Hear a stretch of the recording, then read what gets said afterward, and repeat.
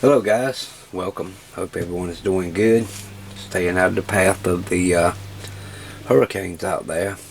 I know we sure got lucky this time. It's looking like it's going to completely miss us, so good luck to all y'all that's in the path.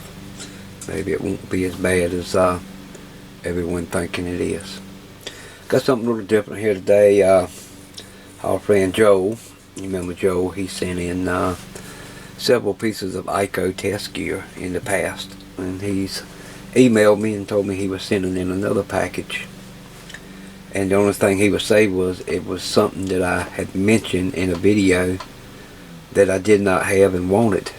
So at this moment I have no idea, and I wanted to do this video all by itself because it will be something that may need a little repair or a little work to it.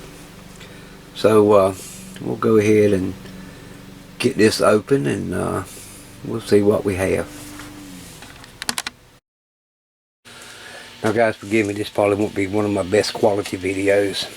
You know, I always try to keep my videos to a standard, but a lot going on here, a lot to do. Spent most of the week preparing for the upcoming storm, so it's just been a busy week.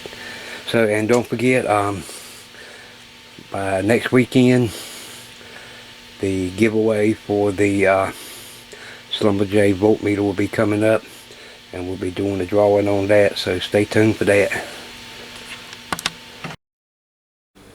And here it is, and I am very surprised to see this. Yes, I do remember mentioning this in a video. I actually used to work at a CB shop part-time, and we had one there, but I haven't used one of these in over 25 years. And what it is, it's a B&K 1040 Cb Servicemaster. And it goes hand in hand with the B&K 2040 CB signal generator. And it connects up to it, so you have basically a service monitor instead of just a generator. And this is for testing the transmitter audio, receive audio, and it has a 1 kilohertz 2-tone generator built in it. Has an RF power meter, goes from 10 to 50 100 watts, and you can use internal dummy load or external dummy load by connecting the external dummy load to this port here. You also have audio output jacks and audio input jacks, and the dummy load right here there's 4 big power resistors inside of it. And just because it's got 100 watts here, I wouldn't suggest putting a 100 watt carrier into it. 100 watt peak, okay, but not a 100 watt carrier. So yes, I'm very surprised to see this. I've always wanted one of my own. Now, I don't work on a lot of CB radios anymore, even though I have worked on quite a bit in the past. But I do tinker with them from time to time. You know, I get a few guys come in, needs a CB radio worked on, and mostly a few ham operators that have some. I do some vintage CB repair because there's just nobody around that does it anymore. But it's good to see this, because this will come in handy. And I got a little note from Joe, and it says, "Hi buddy, I'm your new 1040. I need love. My caps are dry. Please love me. I'll be your friend forever." And it's signed B&K 1040. And this is the first time I have ever got a letter from a piece of test equipment. I've had plenty of letters from people, but never have ever gotten a letter from a piece of test equipment. So that's pretty cool. But anyway, we're going to get this thing hooked up. Now, he already said it needs some work done to it, but I just wanted to test a few features, see what does work on it and what's not working on it, so we know where to concentrate our efforts at. But this will be a great piece of equipment on the bench to have. And over on this side of the bench is where I do work on most of the CB stuff when it comes in. So we'll go ahead and get it hooked up and get all the stuff in the back. As you can see, we can hook on signal generator up here, a frequency counter, and an oscilloscope.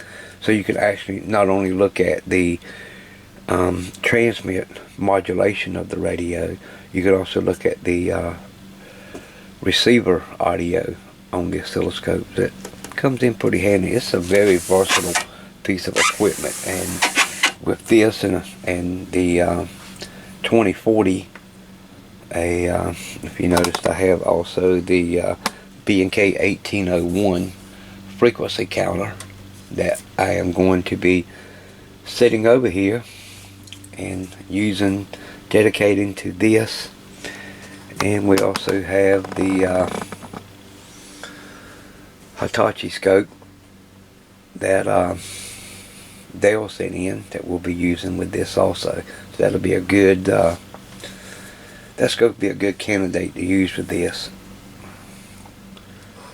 And you know, moving the frequency counter over here, that leaves me without another counter in another place, but we have that nailed, and I'll talk about that a little bit at the end of the video. But let's go ahead and get this hooked up and just look and see what's working.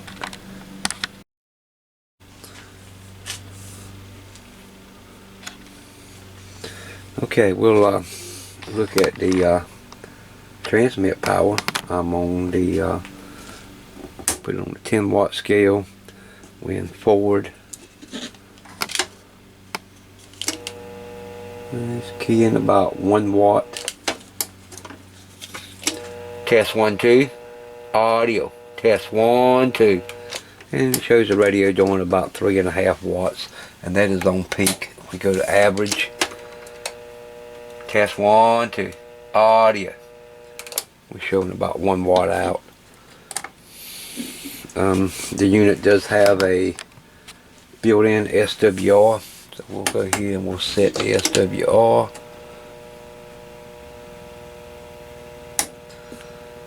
SWR is about a 1.4.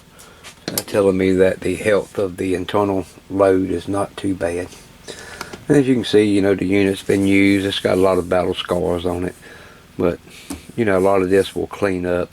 The scratches, ain't nothing you can do about that, but you know, either deal with them or take a black marker and just black them out, you know. But that's not really important. The thing is you know, how useful the piece is.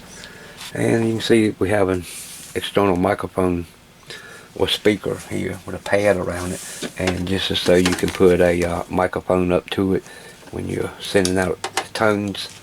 And it's in very good shape. I've seen these a lot of times already cracked up, gone missing, and people have cut a piece of foam out and put over it, but it looks right good. So so far everything on that side is working. When I was transmitting on it, I did notice that the waveform on the oscilloscope did not look correct. So something's telling me that, you know, there's something going on with the oscilloscope output jack. And let me see if I can get the glare off of that so you can see exactly what I'm talking about. Okay, that's not quite as bad. Key up.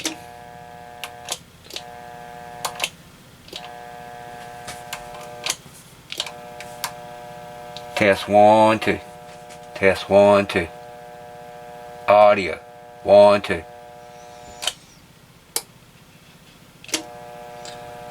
Test 1 2. Yeah, that's very very funky. That is not what I would expect to see on the oscilloscope.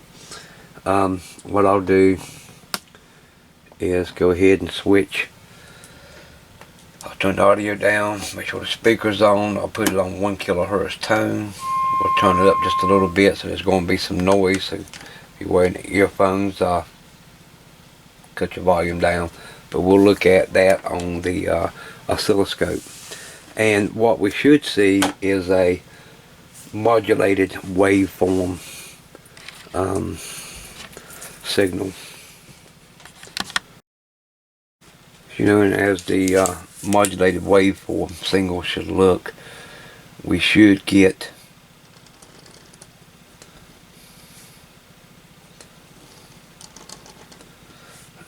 excuse my crude drawing here, but you know, you should get a waveform that will look similar to that, you know, is what we should see. And we'll go back to the scope.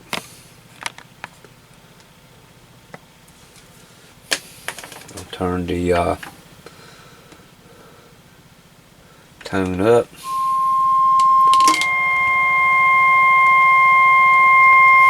And that is what we're seeing.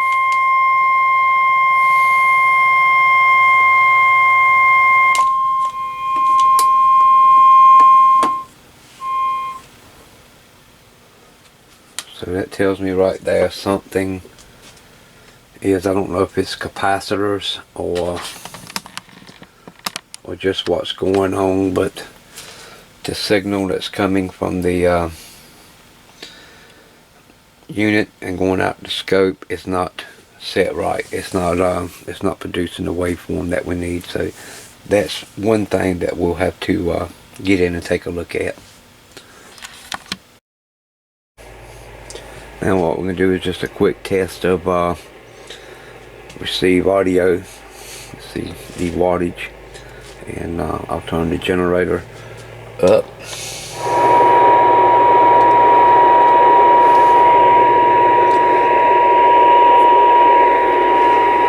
You see right here we had about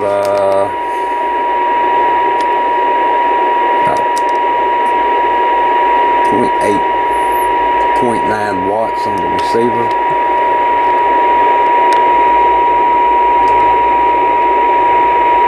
And you can see the receiver audio on the oscilloscope.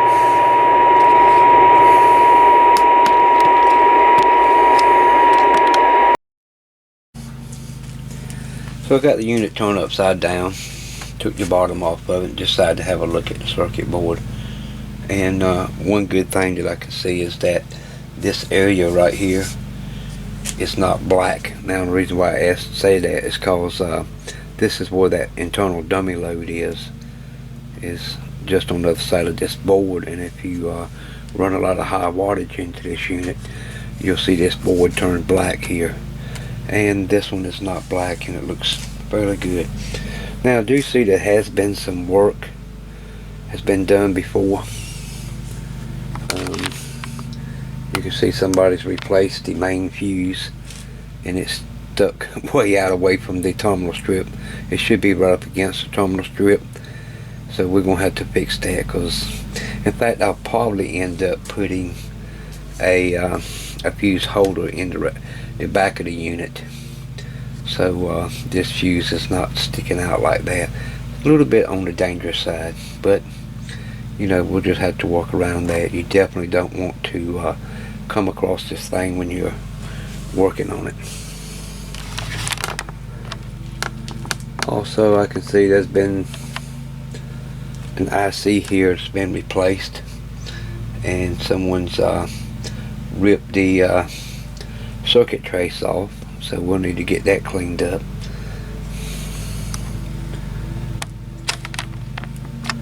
And also over here it looks like there's been some work because there's flux around here, and I believe this is where the main relay is at. I'm not sure, because it's been a long time since I've been into one of these, so we'll need to you know, take a look at this. Now that when, if you remember on our scope output, if you can see back here in the back corner where this little choke is, it seems to be working okay on the receiver side, but on transmit it's not putting out the correct waveform. So let's get the service manual out and have a look at it. So I got the service manual out, and we'll go through here, and I think there's a troubleshooting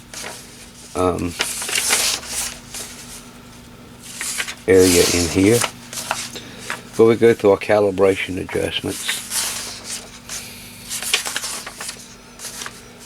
Okay, troubleshooting, and we'll go down and look at it. Unit does not turn on. Unit inoperable. Unit operates on 117 but not on 12 volt. Does not measure RF output power. Modulation not displayed on scope. So there is a possible problem to go ahead and tell us what to look at.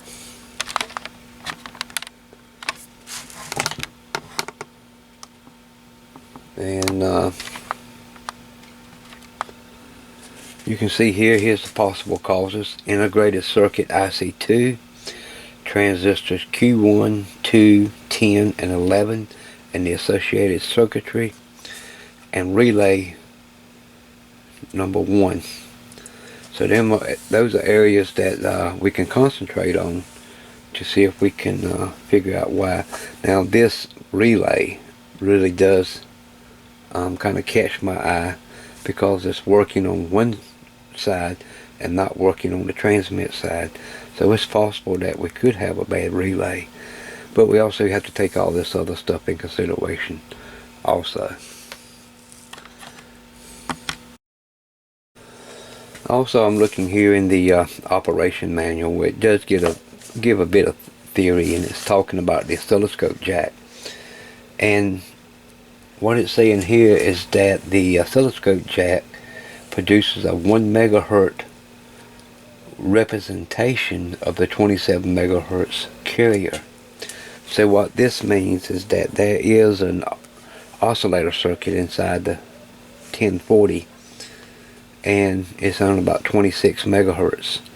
So if that oscillator circuit is not running, this would also cause the transmitted modulation signal not to show up on the scope correctly. So we'll need to check that also. Alright, so I got a schematic out so we can get a better look at what's going on in here. And we can see here is our RF input. This is where the transceiver connects to, and it goes through this shunt, and either your power is going to go to S1, which is the external and internal RF load, and we can see here all 4 power resistors here. And we can also see part A of the relay 1, and right over here is part B of relay 1. So when you turn the unit on, the relay engages.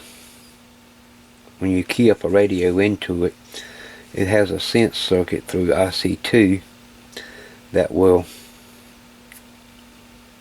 actually releases the power to the core of the relay, so the relay goes back in its normal state, which then sends the signal out to the scope for transmit.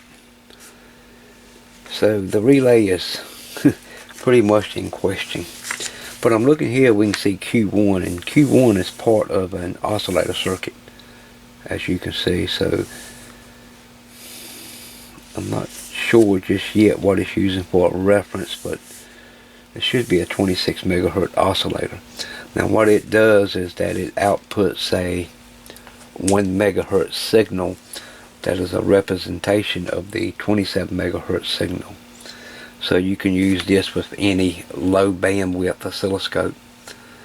So you don't have to have a 30 megahertz scope to view the waveform. And even a 5 megahertz scope would work, because you're only getting 1 megahertz out here on the scope port. So we'll need to look here and see if our 26 megahertz oscillator runs, and then look at the condition of this relay. So here in our manual, it tells us to temporarily connect a jumper from the emitter to the collector of Q11. Connect an accurate frequency counter to the collector of Q1.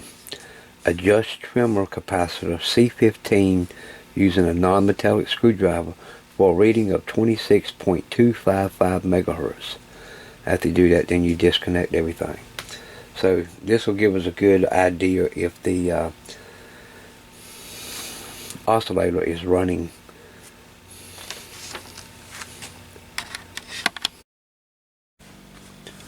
So up here by the meter is Q11, and I have a little jumper wire connected to it, and I have the probe of my frequency counter on the collector of Q1, and I'll zoom in there so you can see a little better, but you can see this little jumper wire across the emitter and collector, and our probe back there is on Q1.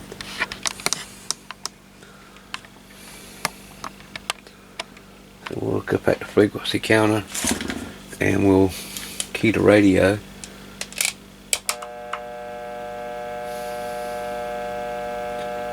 And we're getting a reading of about 400 to 500 kilohertz.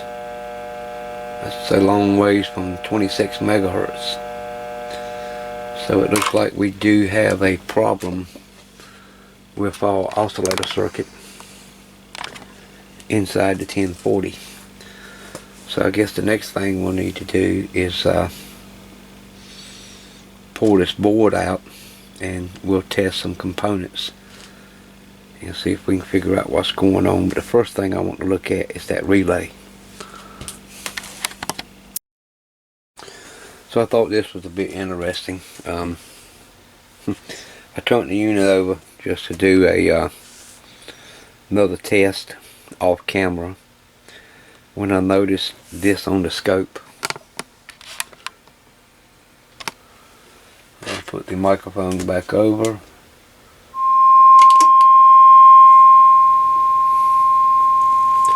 And that is what we're supposed to be seeing on our scope. Now if you notice, the waveform is not perfect, but this is what we should be seeing. And as I turn it down, you'll see just a carrier, and then I'll add modulation. And you can see that now our waveform is there. So for some strange reason, our 27 meg oscillator has started working. Now looking back underneath the board, the only thing that I can think of is that there was a poor solder connection, and when I added some solder to these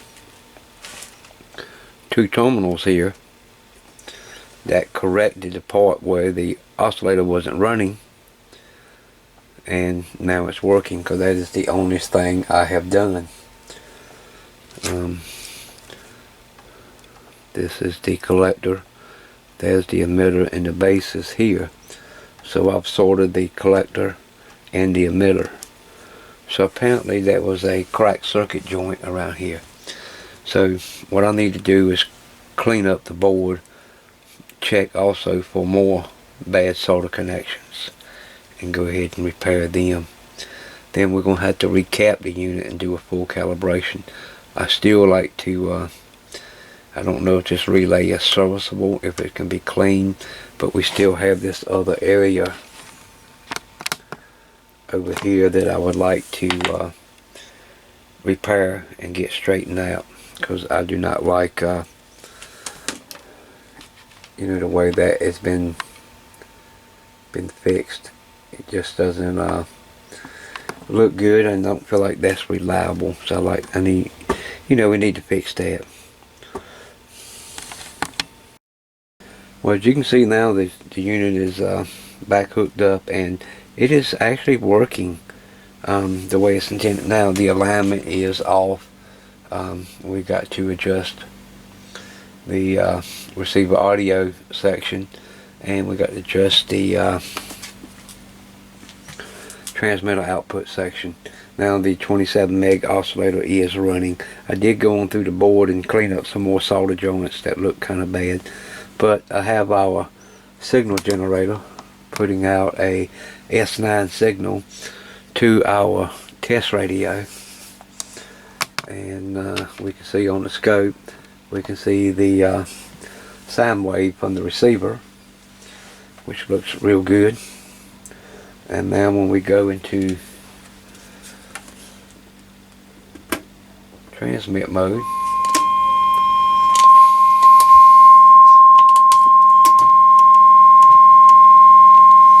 we can now see our audio waveform. Now still some calibration problems, but I think most of it, you know, are the old tired caps that are in the unit. So I do not have all the caps in stock, so I'm going to go ahead and order new caps, and we'll probably do that in the next video, because I want to fix those bad solder traces under IC2, and we'll go through that and basically give the thing a good cleaning, take it all apart and clean all the controls and switches. We'll clean up these panels and see, can't we get them looking back good, you know, as far as the scratches. One of my remedies for scratches like this, because we don't want to repaint the whole faceplate, you know, but a Sharpie, you can go in here and just black out the scratches. As you can see,